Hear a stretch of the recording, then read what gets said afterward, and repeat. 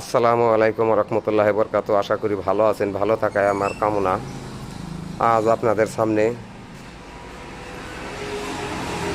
দুইটা শাপলা ফুল নিয়ে হাজির হয়েছি। এগুলা বাউন্ডারি যে গেট আছে, গেটের উপরে আপনারা এইসব মালামাল আপনারা লাগাইতে পারবেন, এরকম ডিজাইন। তো এরকম ডিজাইনের শাপলা ফুল যদি আপনাদের কারো লাগে, তাহলে আমাদের স্ক্রিনে দেওয়া নাম্বারে ফোন দিয়ে যোগাযোগ করে এই মালগুলা আমার কাছ থেকে নিতে পারেন। আমরা সারা বাংলাদেশে এসব কাজ করে থাকি।